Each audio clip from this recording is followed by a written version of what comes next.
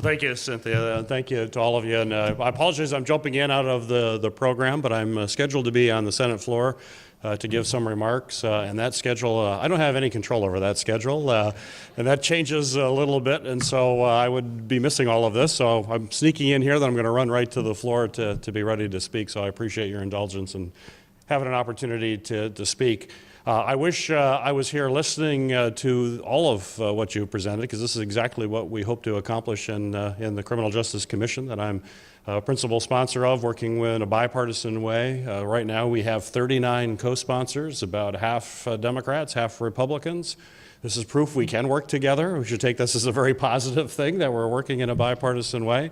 And the idea is to take a very thoughtful approach to this. I appreciated the speaker that I heard as I came in, and evidence-based, which I think is the whole idea of this whole conference, is evidence-based. I'm hoping this legislation can show that that's not a radical concept, is to base public policy on evidence. That's exactly the way we should do it. We need to collect the proper data. We need to be thinking through this in a comprehensive way. And we need to have partners and entities from all across the spectrum of criminal justice, all at the same place, all at the same table, hashing these issues out. And that's really what really is the motivating factor behind this legislation. I'm also pleased that it has the endorsement of a wide range of groups, from the ACLU to the NAACP to the Association of Police Chiefs and Prosecutors, law enforcement, civil rights groups, everybody coming together, realizing that we have to have this kind of conversation, particularly given what we see happening in our country, where it's clear that justice isn't necessarily equal for everybody, no matter who you are, no matter where you live. And that has to be the goal. That is the core foundation, the core value of what this country was built upon. And it shouldn't just be an ideal, it should be actual reality. And that's really what the focus of this is to make happen. We know the last commission, I'm sure you're well aware of it, happened, I guess it was about 50 years ago. A few things have changed in 50 years. It's time to do this again. We know that commission came up with well over 200 recommendations. Most all of those were adopted and made some significant reforms that were necessary. As I talk to the public at large about the commission, I remind them that one of the very practical kinds of things that came out of that commission was the use of 911 to get quicker service for law enforcement. And people think, well, that was a good idea. And it's like, exactly, that was a very good idea. And it's the kinds of things that can come out of a commission that brings experts, like all of you, brings all of you experts out to think this through in a comprehensive way. So I am cautiously optimistic we can get this to move forward. I need your help, not just your academic brilliance, but also your advocacy skills to keep this moving forward.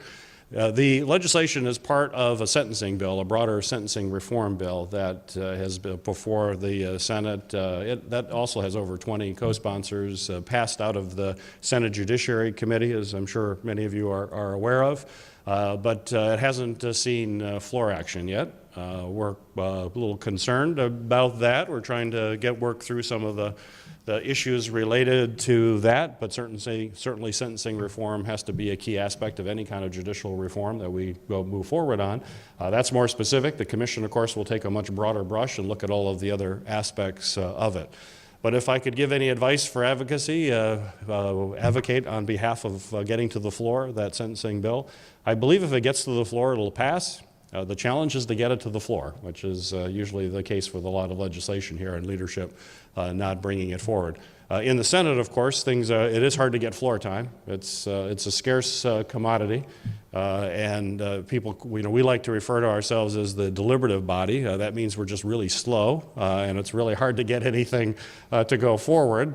Most of what we do here is done by unanimous consent to try to move bills forward.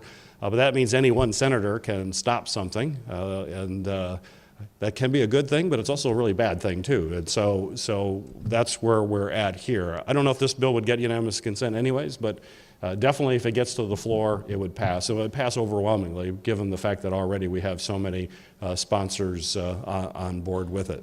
But I just wanted to really come by. I appreciate the invitation to be here, but to just thank you. Thank you for the effort that you put into this and the thoughtful approach to the criminal justice system. We can't keep operating the way we have. We've got dedicated men and women in law enforcement and civil rights advocates, all want to do the right thing, but we seem to have these impediments that get in the way of doing that. And this is not one of those problems that can't be solved. Good people can solve this problem. Good people who are passionate and are armed with the kinds of evidence and statistics and the kinds of data that you have will make that difference. And so it is critical that we get this passed. We tried to do it last Congress, it didn't happen. Every Congress that goes by where it doesn't pass, we get more incidents that should simply be unacceptable in this country to see what we have seen. And the longer that it lasts, the more people start losing trust in the system as well. And I think what we're dealing with here in Washington, and this would be a broader discussion that we could talk about, is I just see a general erosion of trust in this country across the board. People don't, and some folks want that to happen. Folks don't trust the judiciary, they don't trust the media, they are not trusting their own physician, they don't trust government generally. You all know that a democracy can't function without trust. The very core foundation of our great system that we have in this republic is that we trust each other. And our communities work, and we value community, and we come together with that basis of trust and work through difficult issues that require a lot of trust to get through, because we have lots of disagreements, and unless you trust somebody, you don't usually get to a solution. So this is critical to keep that kind of trust with the public at large, and particularly in specific geographic areas of our country where trust is at all-time lows. So thank you for what you do. Thank you for your activism. Thank you, and I will do everything I can to get this through in the Senate and get it passed so we can really put you to work as this commission is formed to really dig into this and make meaningful change in our country. So thank you so much. Appreciate it. Thank you for the opportunity. Thank you.